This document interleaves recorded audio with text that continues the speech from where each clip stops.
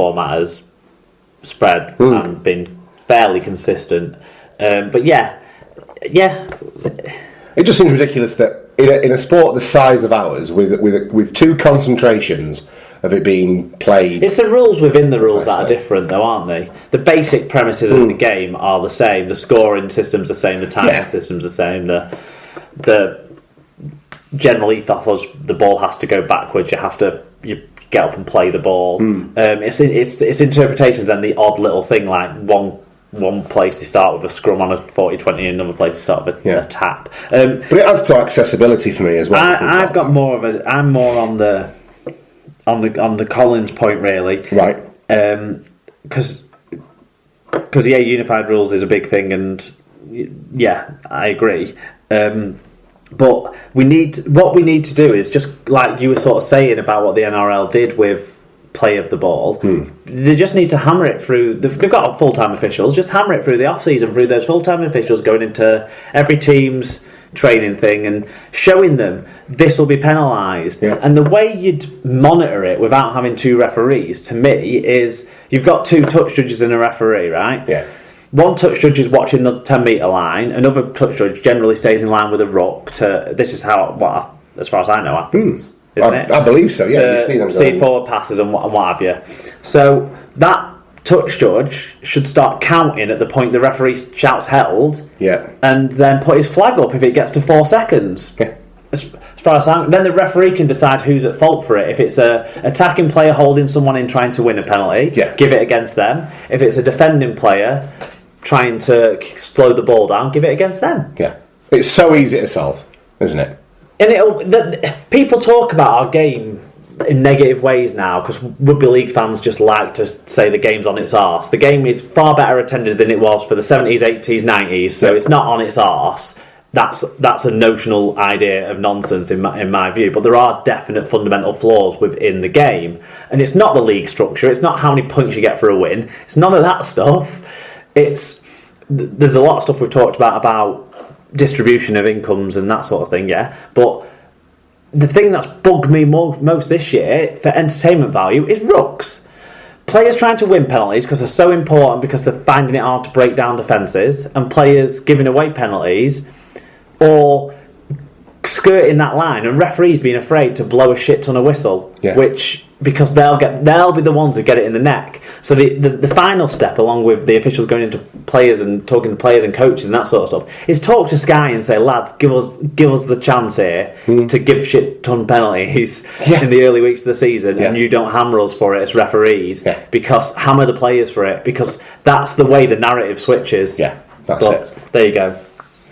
Okie dokie. Changing subjects quite rapidly and in a pronounced fashion. Who's been in touch next? Dr. Bob Phillips. He sent us a dictionary excerpt for gigot, the noun. In cookery, it's a leg of lamb or mutton, and in clothing and fashion, it's a leg of mutton sleeve. I don't understand. I sincerely hope what a leg of mutton sleeve is. Not to be confused with the wizard's sleeve, you would hope, wouldn't you? But Alan Paul Walker as well got in touch. He said, gigot means leg of lamb, of course. Gigot a haricot is a top dish. Leg of lamb with French beans, best served with tons of garlic sauce. It does sound pretty decent. Yeah. I could go a bit of gigot. Yeah, you need to get over to go on a culinary tour with Al. The opportunity to fill my mouth with gigot is a tempting one. Bob Phillips again, he said, another thing we've been doing a bit of research for. He said, rebuke is to criticise harshly, to reprove,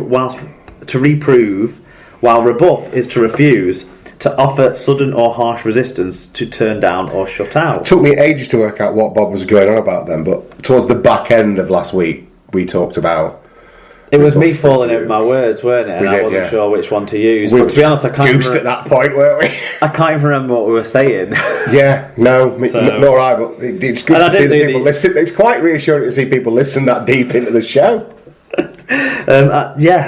Maybe we should sometimes listen back ourselves these days to find out what people are talking about the next. So even my ego these days, I don't even ego listen anymore. Really, I'll probably stick 10-15 minutes on for a walk at some point and from work. But other than that, the wife listens to the first chunk and then she waits to get annoyed with me not mentioning things we've done together or something. Right, and then she stops listening when we talk about rugby. So we could do something like, in Goodfellas, where they're doing that scene about how long the FBI were allowed to listen to their phone calls for before they had to switch off. So that on either end of the phone, you'd have Joe Pesci and Ray Liotta waiting whilst their missuses just talked absolute nonsense to each other. They'd hear the click, and then they'd get on the phone and arrange a meet. You could use this as some kind of method of communicating with the outside world that Emma is blissfully unaware of.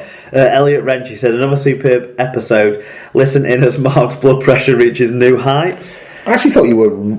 That wasn't the worst I'd seen. The worst I'd seen you was after St Helens. Was it? I don't know. I don't know. Either way... You weren't as bad. I wasn't sat opposite you, waiting for you to turn the table over. There was one point this season where I genuinely was, leaning back to get away from it. Dr. Bob Phillips, he had another one. He's been as busy as Frogmore this week as well. A phenomenal job this week by the Super League Pod Boys, he said. Thanks for that, Dr. Bob. Yeah, very kind. Al Witts got in touch. He said, I first off must apologise that I haven't listened in a while. It's atrocious. No. I have listened to this week's episode, though, and it's a good listen again. Couldn't agree more with Mark's point about if a club does go down, that they can stay afloat and full time. With so many clubs struggling outside Super League, financial stability is paramount. Have a good week. Thank you. So yeah, well, we're going to learn, aren't we? Because it's for sure. Yeah, it's for show.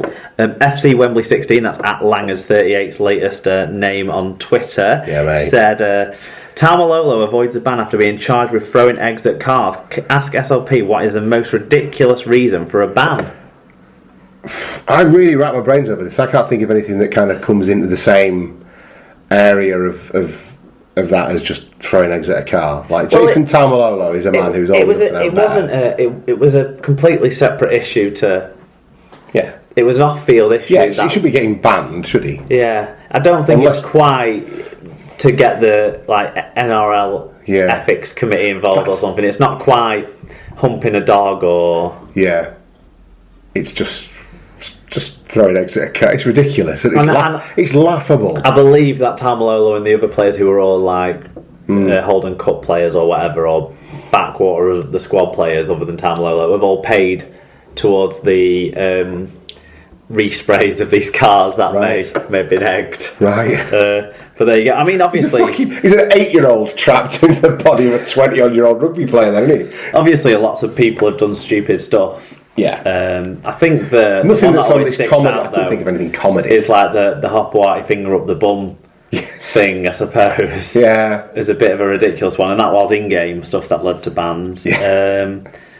I'm sure people out there who've been around the game a lot longer than us, or maybe followed it at amateur levels and that sort of thing, might have more. I was reading the thing on an online forum. A guy said he got sent off for agreeing with the referee about a decision rather than criticising him for it. God.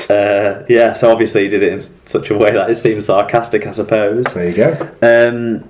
Sarah McKenzie, she said, housework and Super League pod don't mix. Yesterday I dropped my phone in the washing up, and today I can't find any pegs, and now my milk bottle's split, so I have 4 pints of milk needing rescuing. Angry face emoticon. I'm not sure how we've contributed to that, unless we've distracted her from her day-to-day chores. I don't know, I listen to podcasts quite a lot doing the housework, and... Yeah, I'm not keen to take the blame for this, Scoops, to be perfectly honest with you. It's not my fault you can't keep a decent log of where your pegs are at, is it? Just keep a peg inventory, like every normal person does. Andy Barden, he got in touch at Brit_Renegade if you want to follow our wrestling hero. He said... He's the electric gigolo, and I'll hear nothing further on the subject. Look, the man's allowed to play more than one character. He said, listen to the pod on the way to work. Awesome rant by Mark about Paul attacking Wigan. No better way to put it. Okay, Mark Dixon, he said, hi chaps, just wanted to say a big thank you to Dr. Bob for giving me a big laugh and actually answering genuine question about cramp. On the superhero front... How has this lasted for nearly 4 weeks? On the superhero front, I reckon I could probably knock out a fireball or display super strength, but let's be honest, no one likes a smart arse. I know he's not a smart ass from the fact that he's used the wrong no, but anyway. Oh. Maybe he's telling you to understand that he, likes a smart ass. Yeah. No one likes a smart ass, like the Queen would say. In non-superhero news, BBC have quite a good package of highlight shows and documentaries for some live games, etc., for the imminent NFL season, worth sharing for free viewers like him. Yes. So yeah, they have a documentary was on Saturday about the Green Bay Packers.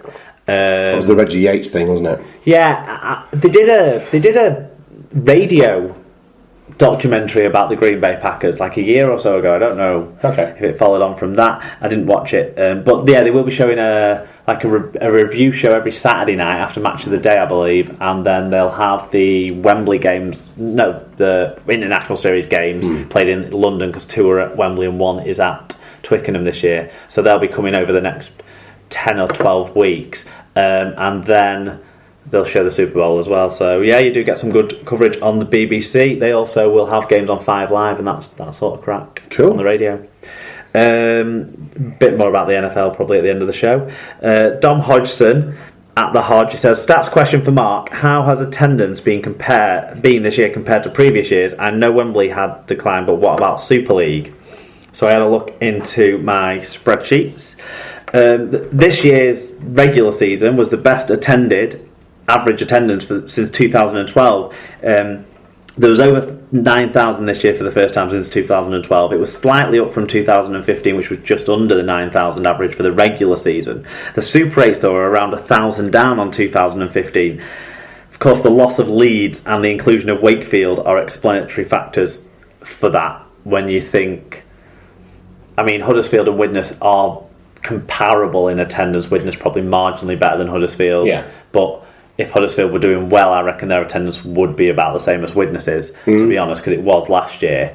But so they're comparable, one writes the other off. But the Leeds and Wakefield swap around is a big deal. It's, you know, Leeds still had 13,000 or 15,000 even on against Batley, I think, at the weekend. And because there was quite a lot of Bulldogs fans there, but and so it was the best attended game. Again, Leeds' home games are still better attended than the best attended Super League games at this stage. There's always a bit of skew around which teams are involved in Super League, I suppose, for attendances wise. Also in 2016, 5 teams have been averaging over 10,000 for their home games. In 2015, that was 4. Warrington, the one that I've seen the jump to over 10,000 from below.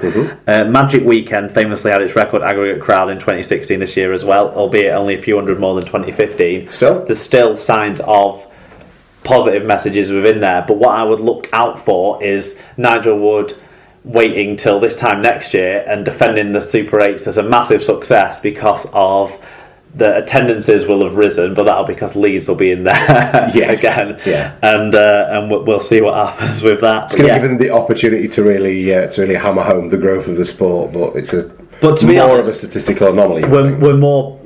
Our attendances are more linked to that sort of thing. To be completely honest, like you can't call the qualifiers a success attendance-wise this year just because Leeds are in there. For example, I anticipate that somebody will pick those numbers out and try and do that though, based on raw data alone. Well, they did it with the Championship last year, and it was because of Bradford effectively being a far better attended side than some of the other sides that had been in it in the years before. That's it. There you go. Fantastic. Talk about the SLPies, it says on my rundown. Yeah, I just thought we're coming towards the end of the season, aren't we? We've got like 3 or 4 weeks left of the normal weekly shows. So that means we need to start gearing towards the end of the year. Now, I've started to put together a Google form for the SLPies. Fabulous. Which, for the uninitiated, is the annual SLP Awards. Yes. There's a number of categories that are voted on by the listeners, and we just contribute our single vote into those, and then we give out some awards to some of the listeners as well as a thank you to you guys. Much like the royalty of years gone by, moving amongst the common people, handing out small tokens of our appreciation. That's how I view it anyway. But last year, one of the categories we had was Beard of the Year, which I think was a 1-year thing. And so I was wondering if there was any new categories we could come up with for that. I think someone earlier in the year suggested Chant of the Year. That'd be good. So, get your thinking hats on. Maybe that's an option. So I'm bringing this up now to get listener feedback because as well as that extra question we've got to play around